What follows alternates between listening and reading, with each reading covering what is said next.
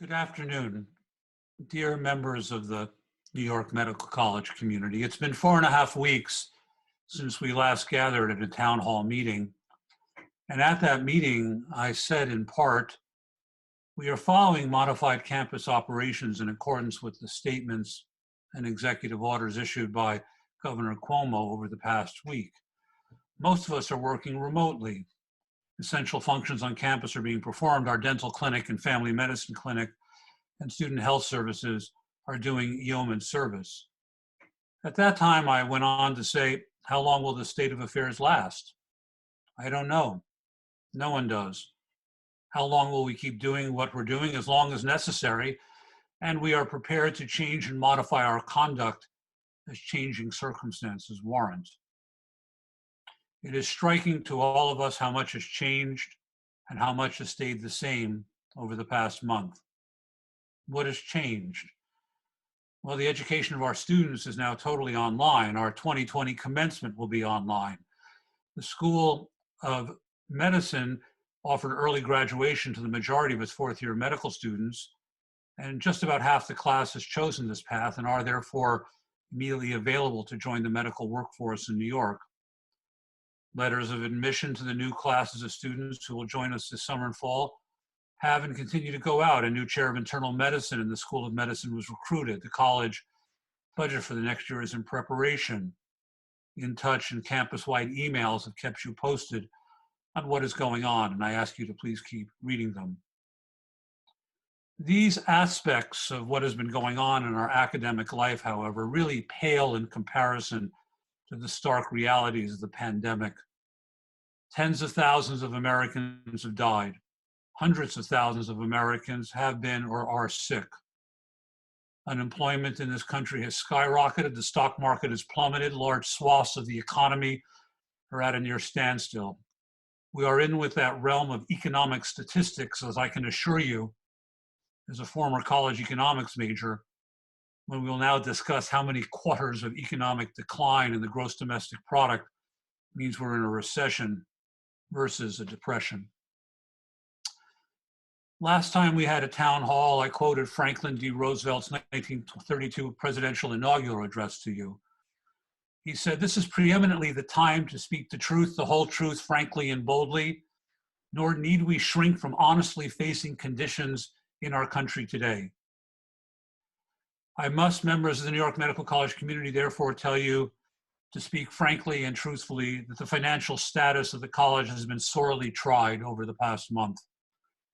Members of the community, it is regarding this subject of finances that I wish to speak with you in some detail. When the stock market goes into free fall, the college's endowment, largely invested in common stocks and corporate bonds, drops significantly. The Finance Committee of the Board of Trustees took action early in the pandemic to ease the strain on the endowment, but between that move and bond holdings, we've had only a slight cushion compared to a portfolio that would have been entirely in stocks. Nonetheless, on paper, the endowment has fallen millions of dollars. We are obviously facing rapid increase in expenses for IT for obvious reasons. The dental clinic is only seeing established patients with dental emergencies and has been in that status for weeks. The family medicine clinic in Skyline is working heroically to care for faculty and staff and do COVID-19 testing. Dr. Lori Solomon in that clinic and Dr. Marissa Montecalvo in the student health clinic are real heroes of the current situation. We surely cannot expect the dental clinic, generating almost no revenue, to continue to pay rent as if it were at full operations. Fundraising is way down. Physicians, physical therapists, speech-language pathologists, biomedical scientists whose offices and laboratories are closed, who are not doing procedures and experiments, are in general not making donations to their alma mater. Grant spending is down. Patterson rent is down. You can't rent apartments to medical students who are not doing clinical rotations. The Department of Education on Thursday, April 10th, addressed the specific requirements and terms and official amounts for funds available under the new Federal CARES Act for higher education institutions.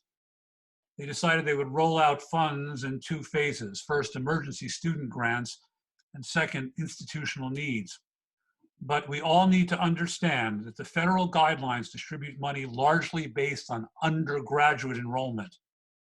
Thus, compared to other schools, NYMC will receive relatively little. It appears that the emergency student grants are imminent, will be released to institutions who have completed the necessary certificates. We are mandated to give these monies directly to students for their expenses, quote, related to the disruption of campus operations due to the coronavirus, such as food, housing, course materials, technology, healthcare, and childcare expenses. It appears that if we give this money to full-time students on financial aid who are attending school in Valhalla, rather than solely online, then each student will receive a modest payment. NYMC might receive a small amount of money overall. It is not nothing, but it will not make up for millions of dollars of losses due to the pandemic. While enrollment in our schools looks stable, I believe that any reasonable person would have to be skeptical of our prospects for enrollment in some disciplines. Imagine two stories. Mom and Dad congratulate me. I was just admitted to the graduate school or the School of Health Sciences and Practice at NYMC. That's nice, dear. But Dad and I have been laid off and we're filing for unemployment. We're burning through our savings. You either are not going to graduate or professional school this fall, or you're going to go to tax-supported state U where the costs are lower. Here's a second possible story. Mom and Dad congratulate me. I was just admitted to graduate school or the School of Health Sciences and Practice at NYMC. That's nice, dear. Your father and I have discussed it. You're not going to go into the epicenter of that pandemic in New York. You better find yourself a nice, safe place to go to school here in the Midwest or elsewhere. Now, we can hope for the best, and so far enrollments look good, but these two stories I told you are extremely realistic, and we are likely to face some students or their families who will be reluctant to either come or will have difficulty paying to go to school. We must be prepared for that eventuality. Many higher education institutions began layoffs and furloughs 7 weeks ago. The distinction in this world is that a layoff is no job now, no promise of a job in the future. A furlough is a job which is halting now, but we promise you'll get your job back when this is all over. NYMC has done neither furloughs nor layoffs for 7 weeks, while most of higher education has done both. Turo began furloughs last week. To continue to speak with you frankly about the issue, we have said that people are working from home. In some cases, that statement does not recognize the declining amount of work that some members of the NYMC community are actually able to do.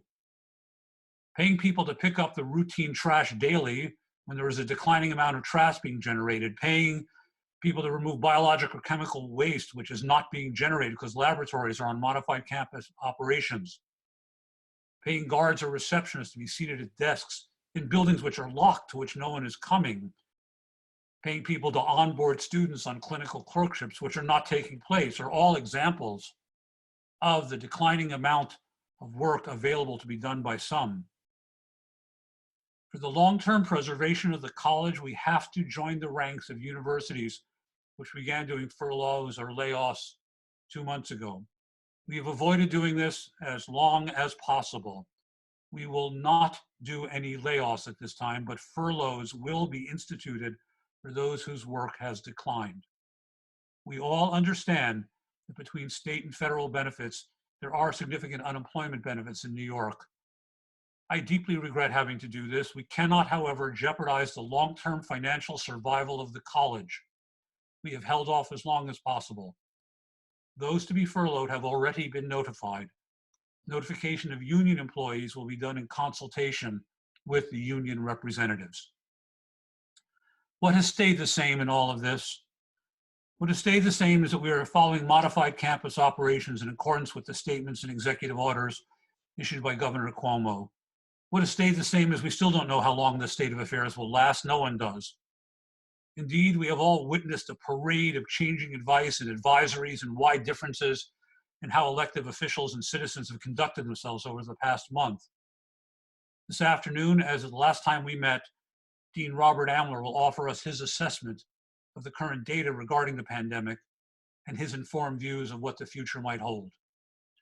How long will we continue to do what we're doing? As long as necessary, and we continue to be prepared to change and modify our conduct as changing circumstances will warrant. It will not have escaped the notice of those of you closely following the news that some universities have already decided to suspend face-to-face classroom instruction for their entire fall 2020 semester. Here at NYMC, the physical therapy program has already decided to continue online instruction through August. As for the future plans for NYMC education in that program and others, all we can honestly say is we shall see what we shall see. We shall be alert to new data and changing circumstances, and what can be done will be done. A communal response here at NYMC by people who care about each other contrasts with many of the week's protests in southern, Midwestern, and Western states demanding that governors lift social distancing rules in spite of medical recommendations. I certainly understand that some people are tired of being cooped up at home or are burdened by financial issues caused by the shutdown, but risking the health of others is no excuse. Yes, I believe that a person has a right to swing his or her arm where they wish, but another person's right to swing their arm wherever they wish ends where my nose begins. Claiming a First Amendment free assembly right to do whatever you want during an epidemic infringes on the rights of others. At its essence, these protests are a celebration of selfishness, of people putting themselves and what they want over the good of their fellow Americans because they personally object to temporary limits on their activities. In Oklahoma, a state politician selfishly stated, well, we're not New York. Their problems are not our problems. In Austin, Texas, demonstrators are waving signs at a You Can't Close America protest calling for the firing of the country's top infectious disease expert, Dr. Anthony Fauci. One protester told a reporter, quote, I feel that we're healthy enough to fight the virus. That attitude shows zero concern for how many others might get ill or die if social distancing measures are lifted too early. It shows zero concern for the elderly, the poor, and the socially marginalized upon whom this epidemic has fallen most heavily. And I am pleased to see that most polls show that the majority of Americans reject these selfish attitudes. Members of the New York Medical College community, over the last 2 weeks, we have been through Holy Week and Easter time, Passover, and it will soon be Ramadan. In the context of this time of year, I offer all of you a reflection. There is a dispute in the Babylonian Talmud about how to begin the story of the Passover. Is it right to start the story by saying, once we were slaves in Egypt? Or should we start the story by saying, once we were idol worshipers? The first prologue is about our physical confinements, like social distancing, not going to restaurants, not coming and going as we wish. The second prologue is really about spiritual confinements. We don't encounter worshipers of physical idols frequently, but lots of us know people who would have said a year ago that the most important thing is looking fashionable or a new car, or maybe thinking about the most important thing that we needed to talk about was the NCAA basketball tournament. And maybe they are also, perhaps, idols of another type. The last few weeks, devoid of these idols, we've been allowed to appreciate our families, the birds and the trees and the flowers, and our freedoms. The beginning of the book of Genesis says that in the 6 days of creation, God created light on the first day, but the sun wasn't created until the fourth day. Biblical commentators have discussed what kind of light it was that illuminated the world before the fourth day, and there are lots and lots of proposed answers. But maybe we all have a light within us that connects us with the most important things in the world, a world devoid of false idols, and it is this special light which the pandemic has reminded us to utilize. We shall get through this time together, and great things will continue to happen at New York Medical College. We will follow the scientific data, expert opinion, and governmental guidelines to guide us when we talk about returning to normal campus operations, or whatever the future teaches us that word normal will mean. Be safe, Godspeed, and take good care of yourselves. We will hear next from Dean Robert Adler, and he will be followed by answers to the questions you have submitted from the deans to the deans, vice presidents, and directors. Thank you. Hello, I'm Dr. Robert Adler, Vice President for Government Affairs, Dean of the School of Health Sciences and Practice, and formerly a medical epidemiologist out of CDC for more than 20 years.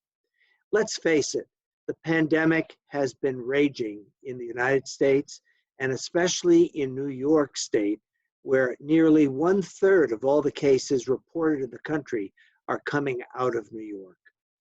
Out of the 250,000 cases in New York State that have been reported, about 1/10 of those right here in Westchester County, and about 4% of the deaths occurring in Westchester County.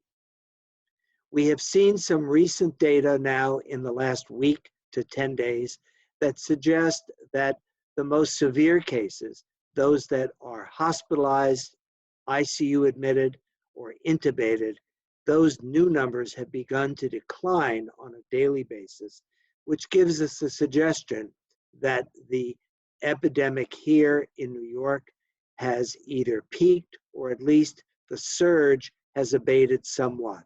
And hospitals are no longer quite under the same stress that they were just a few days ago. This is a good sign. But just like the floods that you sometimes see on TV that occur in the Midwest, the water reaches a high water mark and then slowly recedes. And as long as the water is receding, it's still not safe to go out. And we're in the same situation here in New York right now, where although things may be starting to get better, it's still too early to reopen the economy and reopen all facets of our campus. There's a new plan out that was floated by the CDC and the White House, working now with the governors of all the 50 states, the territories, and the District of Columbia to gradually reopen those parts of our country, those parts of our economy, to do it as safely as possible on a state-by-state and region-by-region basis.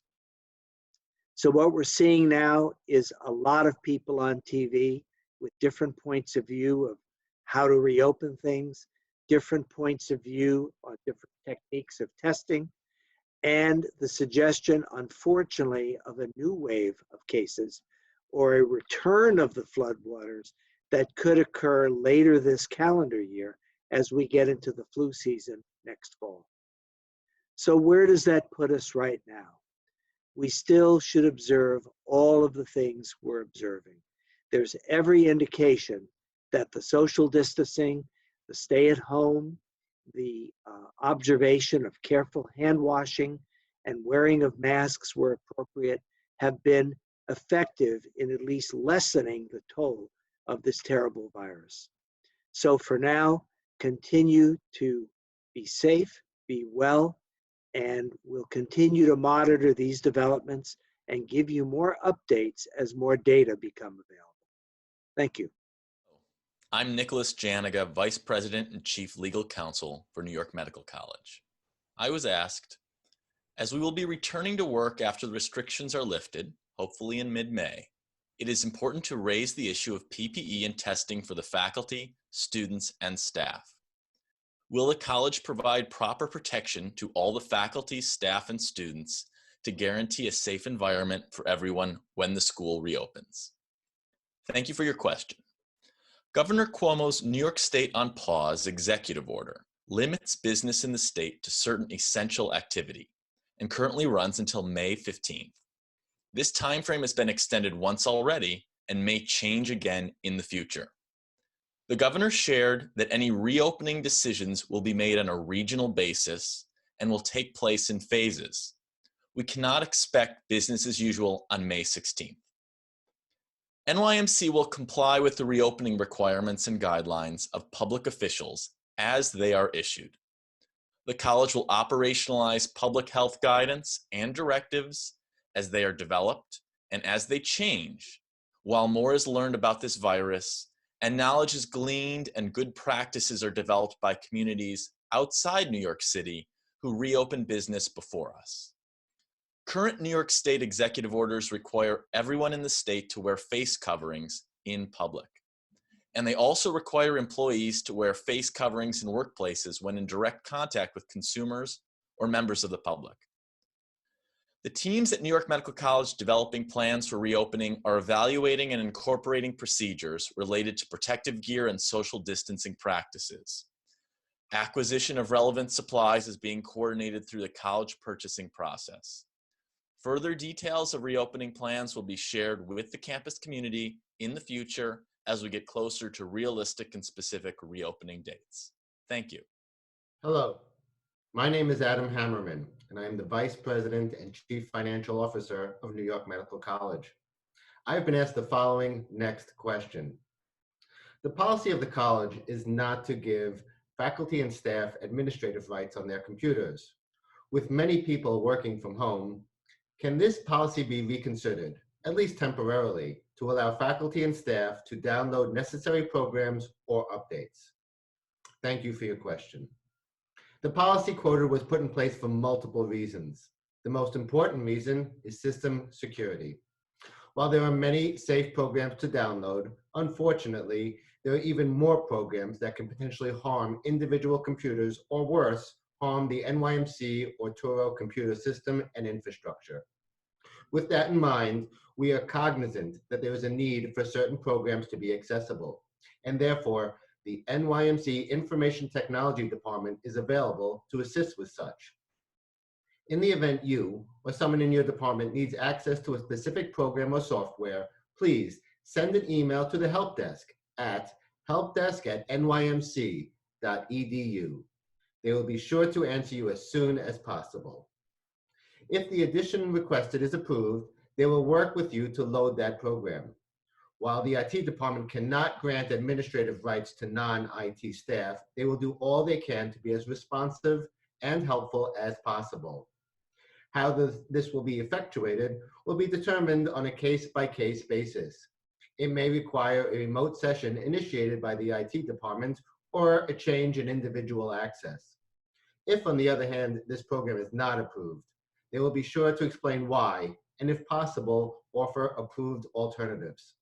Whatever the situation is, we, and all support areas within NYMC and the Turo system, will be sure to do all we can to get everyone the tools needed to continue the vital work each person performs to the best ability expected under these current conditions. Thank you. Hello, I'm Jennifer Rickert, the Vice President of Communications and Strategic Initiatives, and I've been asked to give an update on the strategic plan. New York Medical College issued our last strategic plan in 2015 to guide the college's strategic direction through the end of 2020. This plan successfully drove immense innovation and growth. Each and every one of us should be proud of the accomplishments that we've achieved over this 5-year period. Some of our significant achievements include opening the Family Health Center, which is now open for virtual visits during the pandemic. We also reinvigorated the campus. We created new connectivity with walkways and a driveway. We purchased the 19 Skyline Drive building and renovated it. We also renovated the Dana Road facility, and this building now is home to the Clinical Skills Center, as well as the Hudson Valley's only biotechnology incubator, BioInc at NYMC.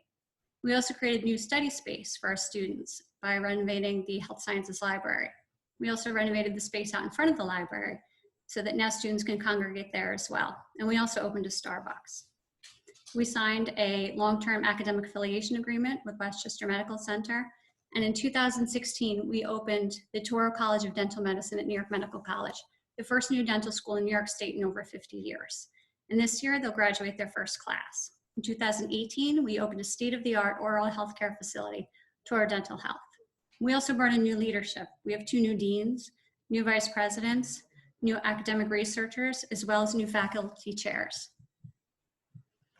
So what will the next 5 years bring? We're living through unprecedented times, and now more than ever, we need to think strategically about how to successfully guide the college through the future. To do this, we brought together members of faculty, administration, students, alumni, board members to serve on strategic planning committees. We've organized these committees into 5 main areas: research and innovation, educational excellence and diversity, community engagement, governance, mission, vision, as well as planning, resources, and institutional improvement. It was important for this to be an inclusive process, so we made certain that we had representation from all schools and backgrounds. We also sent out surveys to the entire NYMC community to gather feedback and recommendations. We would like to thank the over 1,000 NYMC community members who filled out surveys and gave us your feedback. Over the past year, Our 5 subcommittees then reviewed all of this feedback. We evaluated our prior plan, and we used the vast skills and experience of our committee members to develop short-term and long-term goals and sub-goals for the college to achieve over the next 5 years. Our subcommittees also created detailed tactics to accomplish each goal. We developed proposed budgets and created timelines for completion. Each subcommittee has submitted these final plans, and in the coming weeks, the executive committee will review and comment on the proposed 2020-2025 strategic plan. Then the plan will be presented to the Board of Trustees for approval and ultimately unveiled to the entire NYMC community by the start of 2021. Each school will then develop their own 5-year strategic plan that will align with the overall NYMC plan. And these school-specific plans will be unveiled by the start of 2022. Thank you. Hello, I'm Dr. Jerry Nadler, the Dean of the School of Medicine here at New York Medical College. I first want to wish everyone that you're well and safe during this difficult time. The first question I was asked, what is the current status of the proposed changes in the tenure policy? I first want to thank Dr. Catherine Spanknable, the Faculty Affairs Office, and their committee for developing what I thought is a equitable and fair tenure policy update. This update has been submitted to administration, and as Dr. Halpern already mentioned, we're under a severe financial stress here at the college and a lot of activities going on. Once we are past this financial crisis, the plan will be reevaluated and discussed and hopefully moving forward. So I'm optimistic that we will be able to get back to the discussion soon, and it was a very good question. Thank you very much for that, and I thank the faculty for their input into this and their opportunities to review the policy changes once they're available. I was also asked a second question. It's a bit longer question, so I'll read it here. Is there a task force including faculty formulation of a reopening plan? While it is early, are there any thoughts on how long before faculty might start returning to the offices? For example, might there be a rotating partial access by departments or some similar limited access? Are faculty and staff being part of these discussions to provide diverse perspectives, including potential impact analysis of details of the process? And this includes mechanisms for research activities and availability of support. I will first mention about, this is an excellent question, very comprehensive. And as already mentioned by Dean Amler and Dr. Halpern, as well as Mr. Janica, we will be following the guidelines of the state and local officials in terms of getting back to, quote, close to normal operations after May 15th. We don't know that timing now, but we are in discussions about opportunities. Well, I'll be forming our, what they call recovery to operations committees in the School of Medicine. These will be including for the preclinical years, years 1 and 2, and for the clinical years. And I'll be including a diverse group of people, including faculty, staff, as well as our affiliates, to discuss opportunities and scenarios for getting back to operations. Right now, as you all know, you've heard, we're in virtual education, both in our preclinical years and our clinical years, and we have modified campus operations. The hope is that we can gradually, safely, with safety as the paramount importance for our faculty, staff, and students, get back to operations with all the safety measures that have already been mentioned by Dean Amler and all the measures that you will soon hear from Dr. Amar as well as Dean Holtz in terms of the research areas and safety on campus, which you'll hear about in the further questions. So we will be forming these committees. We will be inclusive. We will be very important to include the safety as paramount for our faculty, staff, and students. And we'll be flexible because, as you know, things change weekly in terms of the number of cases, the operations, the guidance from our committees, and our leadership. So we will be following all these guidelines and be as flexible as we can and be as nimble as we can with always keeping safety in mind. And I will not address the questions about research operations will be mentioned in detail in follow-up questions by Dr. Holtz as well as Dr. Amar, so I will yield to them for further input into the research areas. Thank you. Hi, I'm Sarah Cottet. I'm the Executive Director of Facilities and Capital Planning at New York Medical College. I've been asked, what is the status of Skyline during this time, and are clinical faculty restricted from using the building? Most importantly, please remember that everyone who can continue to work from home should be doing so. Access to Skyline, like access to all campus buildings, is strictly limited to those individuals who have been pre-approved for access or who have a pre-approved appointment. Not only is this a means of enforcing the governor's executive orders, it is an extremely important means of ensuring your safety, hygiene, and security during this ongoing limited campus operations and our significantly reduced resources. We've been working diligently to balance the needs of clinical faculty to access their office space with the needs to maximize social distancing and to keep the campus safe. As a reminder, building access request is outlined in the community memo that went out under my signature on April 6th. Feel free to contact me with any questions, and please stay safe and well. Hi, good afternoon. I'm Dr. Ronnie Myers, and I'm the Dean of the Touro College of Dental Medicine. And I've been asked to answer the question, are the dental and family practice clinics still operating? So currently, the dental practice continues to see patients for emergency care only. The restriction has been placed on all dentists in the state of New York and is recommended nationally by both the CDC and the American Dental Association. We have initiated telephone and teledentistry programs to pre-screen patients to avoid unnecessary travel and exposure. And we're hoping to beginning next week, we plan to open the emergency access to patients of the community who, again, should avoid going to emergency rooms for their dental issues or emergency issues and should seek care through their dentist, and if not through teledentistry through us. We hope that we will be able to start seeing non-emergent cases, but as been said by multiple others, safety is paramount. And so the limitation of patients coming into the building, limitations of social distancing and so forth will take precedent. And so when we will be able to offer non-emergent dental care is a work in progress. As far as the family health, the New York Medical College family medicine practice that continues to see patients, as Dr. Halpern said, Dr. Lori Solomon has been stalwart in seeing patients, primarily those patients who are being seen are emergency patients or patients for testing. Be well, stay safe, and socially distance. Thank you. My name is Vilma Bordenaro, and I am the Chief of Staff for New York Medical College. The question I have been posed is, any update in the virtual commencement for the college as a whole and for individual schools? Are there accommodations for the early graduates of the medical school? So I am pleased to announce we are currently working on a virtual commencement for the college as a whole. All 4 schools will be represented. Early graduates will be represented as well.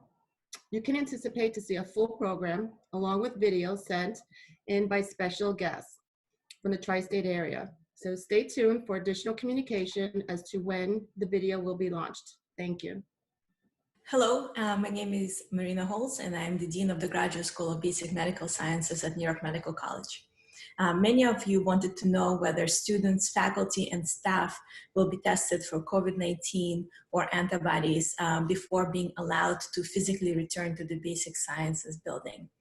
As you heard, we are very cognizant of the different restrictions that have been put on research operations by the state officials and by local officials.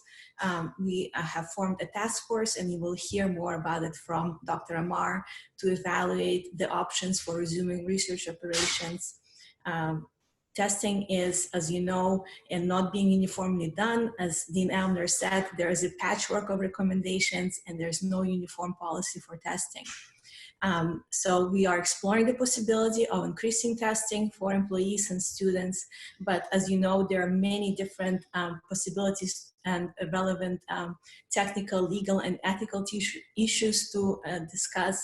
So it will take some time, and we don't know whether it will be ultimately possible. In the meanwhile, we are focusing on prevention, and as you heard previously, we are trying to come up with a plan that will expand operation in a safe manner for all students, faculty, and staff. We're focusing on prevention, such as physical distancing, hand washing, proper equipment for those who return. So please stay tuned for details. And this crisis will end, and we will be here, and stay optimistic.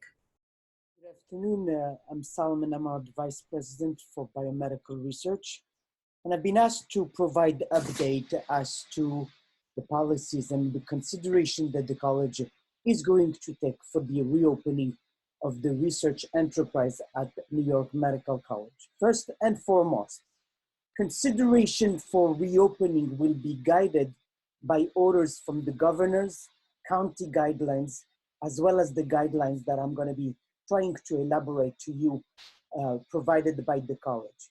The process for reopening the research enterprise at the college is currently being developed, but it's going to require collaboration of everyone. We will open and reopen only after the environment, workplace, and condition are deemed completely safe. But most importantly, this requires the collaboration of everyone, namely the scientists and their staff will need to strictly be compliant with all the guidelines that will be distributed over time. This is going to be the key for a successful reopening, but most importantly for the maintenance of a safe environment for everyone. Having said that, there are important factors to consider within these guidelines. It is important to stress that the ramping up of the research enterprise does not mean, and you heard this already, business as usual. We will have to maintain low density in research building, namely to continue to maintain social distancing. There will be some instruction provided as to what we mean by social distancing, as well as some instruction for personal protection equipment to aid in social distancing. Maintain the work from home when it's always possible. Always medically vulnerable people should continue to remain at home and will return only when they feel completely safe. All meetings should remain remote, and we will continue to task people that are tasked for those elements are remotely and should be continued to act remotely. In summary, safety for everyone will require stay at home if you're sick. If you're displaying some symptoms, you should get treatment just like any other major outbreak, flu outbreak that we had. You will need to wear a mask at work, wash hands, clean surfaces, practice social distancing, and all the usual safety measures for working with mice, chemical, and reagent will continue to remain in place. In the next few weeks, a few days, I would say even, all the labs are going to be requested to provide a plan for ramping up their research enterprise, as they are best know how and what are the needs for them to ramp up their research enterprise. This plan will need to be reviewed, just like what we did when we ramped down the college activity, in hope to provide and ensure a safe and efficient reopening.